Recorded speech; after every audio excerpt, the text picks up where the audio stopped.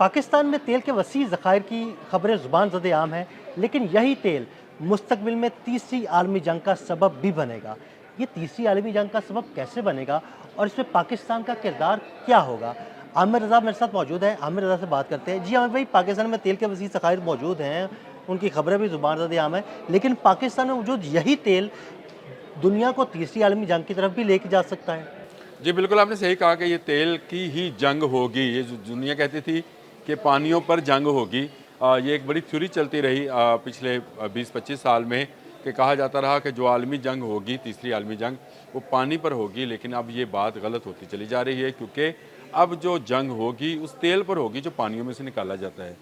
यानी ज़मीनी जो ज़खायर हैं आहिस्ता-आहिस्ता ख़त्म होने के करीब आ गए हैं। दुनिया एक नए सिस्टम की तरफ चली गई है, यानी समंदर के अंदर जो तेल मौजूद है गहराइयों के अंदर, जिस तरह पाकिस्तान में साढ़े 9 अरब बैरल ऑयल जो है उसकी मौजूदगी का कहा जा रहा है कि वो पाकिस्तान के समंदरों में मौजूद है। इसी तरह दुनिया में बहुत सारी इकॉनमीज़ जो हैं वो इसी पर डिपेंडेंट हैं कि वो तेल ख़रीदें और उसको बेचें। इनमें सबसे बड़ा मुल्क जो है वो रूस है, जिसमें अमेरिका अब एंट्री करना शुरू हुआ है।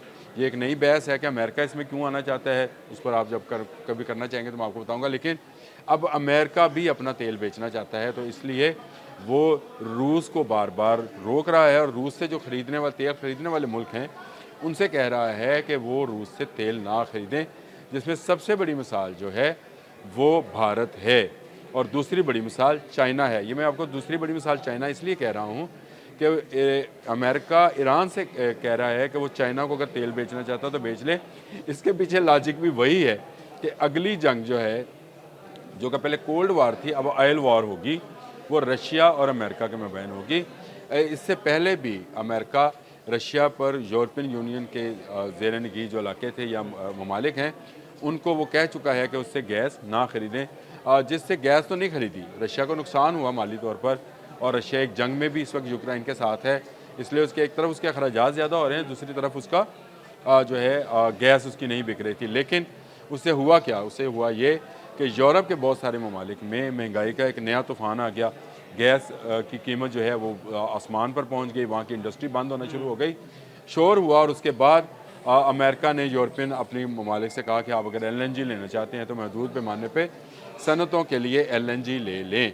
अब अमेरिका ने भारत को मना किया है कि वो रूस से तेल ना खरीदे, और ये भी बात डोनाल्ड ट्रंप ने अपने ट्रुथ सोशल में ये बात लिखी कि ये वक्त भी आ सकता है कि भारत पाकिस्तान से तेल खरीदे। इस बात को ज़रा लॉजिक को समझिएगा। भारत वो मुल्क है जो कि रूस से सस्ते दामों रोबल में तेल खरीद रहा था। यानी भारत जो रूस के साथ तजारत करता है वो रोबल में करता है, यानी उनकी सेम करेंसी के अंदर तजारत करता है। अपनी चीज़ें वो जो है वो रूस को देता है और रूस से सस्ता तेल ले रहा था, क्योंकि रूस का तेल जो था यूरोपियन कंट्रीज़ के अंदर नहीं जा रहा था। और कुछ अमारात के ममालिक, अरब अमारात की बात कर रहा हूँ, जहाँ अपना तेल निकलता है, वो भी रूस से ख़रीदते हैं। ये आप सब लोगों के लिए शायद नई खबर होगी, लेकिन ख़रीदते हैं। अच्छा, भारत क्या करता था? भारत ये करता था कि रूस से तेल ख़रीदा सस्ते दामों, उसको ज़रूरत थी बेचने की, उसको रिफ़ाइन किया, क्योंकि भारत के अंदर जितनी रिफ़ाइनरीज़ हैं वो सारी रूस ऑयल ऑपरेटेड रिफ़ाइनरीज़ को समझे इस तरह से कि वो लगाई इसीलिए गई हैं कि रूसी ऑयल को जो है साफ़ किया जाए और बेचा जाए। और कुछ उनका ईरान के साथ मुआहदा था तेल का, लेकिन ज़्यादा बड़ा मुआहदा जो था उनका उसके साथ था, रूस के साथ। भारत ये करता था कि अपनी रिफ़ाइनरी में तेल, खाम तेल लाता था रूस से सस्ते दामों, उसको रिफ़ाइन करता था और महंगे दामों कुछ ममालिक को वो तेल फराहम किया जाता था। ये एक बड़ी आमदन का ज़रिया भी था भारत के लिए भी, रूस के लिए भी। लेकिन अमेरिका ने अब भारत पर पाबंदियाँ आयद करना शुरू की हैं, और जिसमें सबसे पहली पाबंदी जो है इसी तेल पर लगाई गई है कि वो रूस से खाम तेल नहीं खरीद सकता। दूसरा मुल्क चाइना है, जो कि रूस से तेल लेता है। उसने अमेरिका ने उससे कहा कि इससे भी सस्ता तेल तुम्हें ईरान से मिल सकता है, तो लिहाजा ईरान से हम पाबंदी हटाते हैं, तुम रूस की बजाय इससे तेल लो। अब आप अंदाज़ा करें कि सीधे सीधे डोनाल्ड ट्रंप पुतिन की मईशत पर हमला करने जा रहे हैं। यानी रूस से निकलने वाला तेल, और रूस में कोई कम तेल नहीं निकलता, सालाना 203 अरब डॉलर की पैदावार है वहाँ पे तेल की, जो दुनिया को एक्सपोर्ट की जाती है और दुनिया के मुख्तलिफ ममालिक को एक्सपोर्ट की जाती है। मुत्तहदा अरब अमारात के भी कुछ ममालिक हैं जो वहाँ से तेल खाम तेल ख़रीदते हैं, टैंकर्स में लाते हैं, अपने यहाँ रिफ़ाइन करते हैं और बाकी ममालिक को फ़रोख्त कर देते हैं।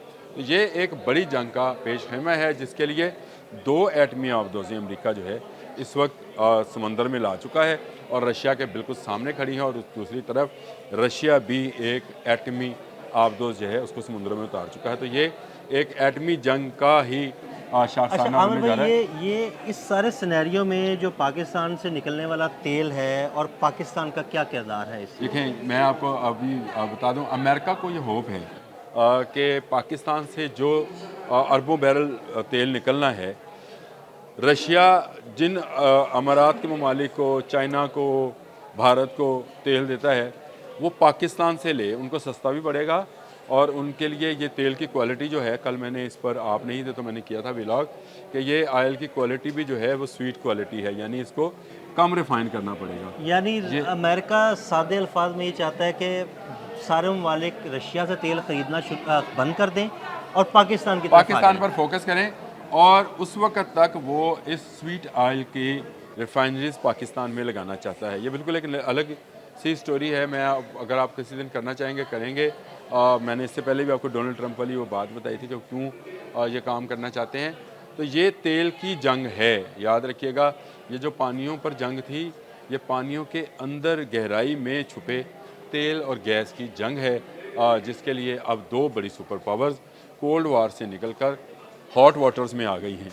हॉट वाटर्स से मुराद आप समझते हैं कि दोनों का एक बर्दाश्त का पैमाना है, किसी वक्त भी हो सकता है, और पाकिस्तान इसमें वो किरदार अदा कर सकता है जो शायद पाक भारत जंग में अमेरिका ने किरदार अदा किया था। क्योंकि पाकिस्तान अगर दोनों ममालिक के दरमियान में ब्रिज बने तो इस जंग को रोका जा सकता है। देखें, याद रखें, अमेरिका और रशिया अगर इस खत्ते में तीसरे किसी मुल्क के ऊपर इत्माद कर सकते हैं तो वो पाकिस्तान है। चाइना पर अमेरिका कभी इत्माद नहीं करेगा। भारत अपना इत्माद खो चुका, ना सिर्फ इत्माद खो चुका भारत, बल्कि अपनी फ़ोर्स और ताकत भी खो चुका। वो जो सुपर पावर बनने का ख्वाब देख रहा था, वो बेचारा वो क्या उसको कहते हैं, वो इस तरह का खिलौना से बन गया गरीब, और उसको जिस तरफ चाहते हैं घुमा लेते हैं। अभी उस पर 25% टैरिफ भी लगा दिया गया है। तो ये वो कहानी है जिसमें पाकिस्तान जो है, वो जो मैं अक्सर कहा करता हूँ कि यहाँ के औलिया कराम ने ये बात की हुई है कि पाकिस्तान दुनिया के फ़ैसले करेगा। तो पाकिस्तान दुनिया के फ़ैसले करने जा रहा है। अमेरिका और रशिया के मबैन ये जो जंग किसी सूरत हाल है, ये जो कोल्ड वार, हॉट वार जो है, कोल्ड वार तो नहीं कहना चाहिए, हॉट वार है या ऑयल वार है, इसमें अगर कोई मीडिएटर होगा तो वो पाकिस्तान का सिपह सलार और पाकिस्तान की हुकूमत होगी। ये बड़ी खुशनसीबी है कि इस वक्त पूरी दुनिया की नज़रें अगर अमन के लिए हैं तो वो पाकिस्तान की जानिब हैं, और अगर कारोबार और मईशत के लिए हैं तो भी पाकिस्तान के लिए। मेरा ख्याल है आने वाले 8-10 साल जो हैं, पाकिस्तान की इकॉनमी, साख और पाकिस्तान की इज़्ज़त और वक़ार की बुलंदी के साल हैं। अल्लाह ताला कामयाब करे हमारे सिपह सलार को भी, फील्ड मार्शल आसम मुनीर को भी, और हमारी गवर्नमेंट को भी। दोनों मिलकर काम करें और पाकिस्तान की इज़्ज़त और वक़ार में मज़ीद इजाफ़ा करें। बहुत शुक्रिया आमिर भाई जी। बिल्कुल अगली यानी तीसरी आलमी जंग पानी पे नहीं, पेट्रोल पे होगी।